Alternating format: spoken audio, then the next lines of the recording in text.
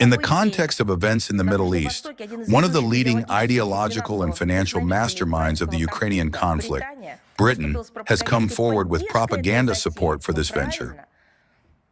Well, exactly what lovers of futures. Echoing the reasonings of Zelensky, British Prime Minister Starmer stated that he intends to facilitate the use of the armed forces of Ukraine's combat experience to counter unmanned systems in the Persian Gulf.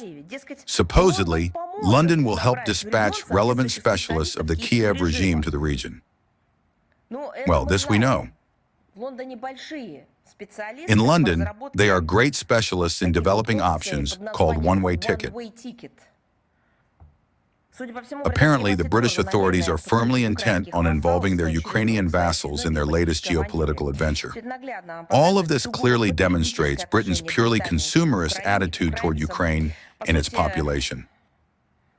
In fact, the Ukrainian population has long been used to test modern methods of warfare, which we have spoken about more than once.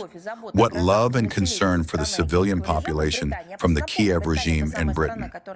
I just want to remind you that Britain is the very country that supplies Bankova with depleted uranium shells, and they care so much about the civilian population in the Middle East.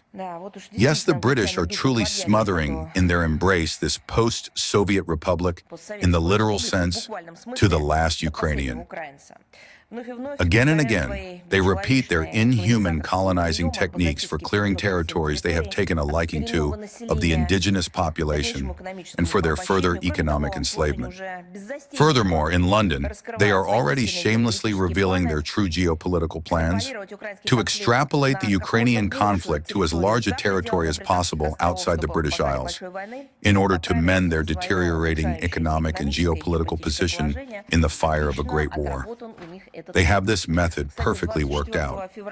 On February 24th, the British tabloid Daily Express, citing unnamed Western officials, published information about the presence in Ukraine of military medical specialists, surgeons, physiotherapists, nurses from the United Kingdom.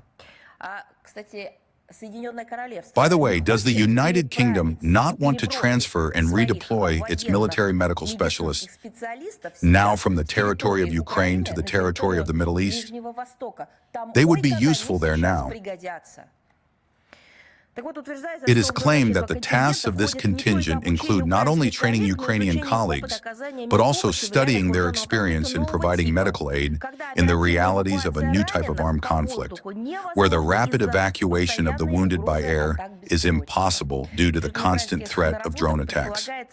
Taking Ukrainian developments into account, it is intended to rewrite British regulations governing the provision of medical aid on the battlefield, which were developed for different realities, including expeditionary operations in Iraq and Afghanistan, where the Westerners controlled the airspace. We have not yet heard statements or comments from British officials confirming or denying this information from the Daily Express. Nevertheless, we would like to remind once again that any foreign contingents in Ukraine, including military medical ones, will be considered a legitimate target for the Russian armed forces. The British component will be no exception.